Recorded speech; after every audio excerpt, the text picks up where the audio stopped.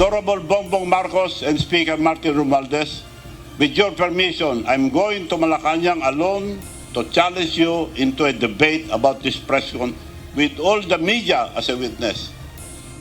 Hinamon ni dating Ilocos Sur Governor Chavit Singson si Pangulong Ferdinand Marcos Jr. at dating House Speaker Martin Romualdez sa isang debate sa issue ng flood control projects. Sa kanyang press conference kanina, una sa nais niyang mapag-usapan ang umano'y ghost projects sa mismong probinsya ng Pangulo. Inisa-isa rin ni Singson sa nasabing press con ang mga umano'y maanumalyang proyekto sa baluarte mismo ng mga Marcos.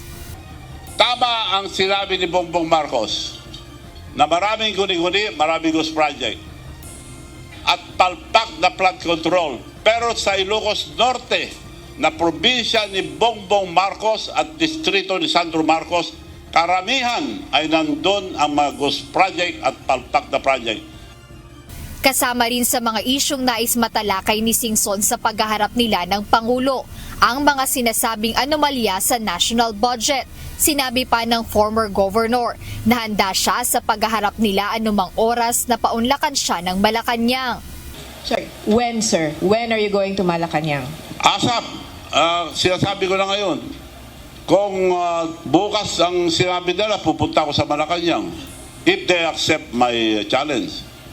Tugon naman ni Palace Press Officer Undersecretary Claire Castro, ang paglaban sa korupsyon ay hindi dinadaan sa debate kundi sa aksyon. Ito aniya ay upang mapanagot ang dapat managot na siyang ginagawa ni Pangulong Marcos Jr. Giit pa ng Malacanang na hindi nagpapakabayani ang Pangulo, gaya ng sinasabi ni former Ilocos Sur Governor Singson, kundi ginagawa lang nito ang obligasyon niya na linisin ang gobyernong para sa taong bayan. Samantala ayon kay Singson, nais niyang magkaroon ng one-time big-time rally upang ipanawagan na sana ay matigil na ang korupsyong nangyayari sa pamahalaan. And yung one-time big-time, the soonest possible one-time big-time na rally, ASAP din, the soonest possible time, but I have to talk to all the religious organization, lahat ng ayaw ng graft and corruption, lahat ng Pilipino, kaliwa o kanan, masisino. Basta sama-sama po tayong lahat para mainto na itong garapalan na pagnanakaw ng kaban ng bayan.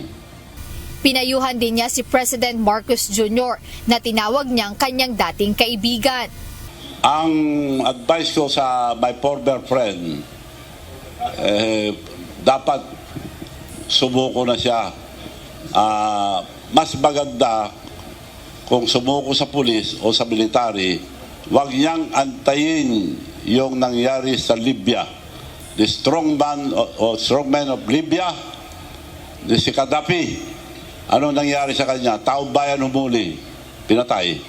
So, Bongbong Marcos, my former friend, kausapin mo ng military o police, better surrender. Wala kang ligtas dito. Hindi ka makakaligtas. Ang laki yung ginawa yung kalukuhan. Imposible mapagtakpan nyo to. Imposible. Hindi naman bobo lahat ng Pilipino. Makahulugan naman ang pahayag ng tagapagsalita ng Malacanang sa mga aligasyon ni Singson. Ayon kay Undersecretary Claire Castro, nagpapatunay lang naman ito na marami ang naapektuhan sa ginagawang paglaban ni PBBM sa korupsyon sa bansa. Aniya, ang iba sa mga ito ay wala nang ibang naiisip gawin, kundi manira na lamang dahil marahil ay hindi na pagbibigyan sa kanilang sariling gusto. Jed Neresina, UNTV News and Rescue.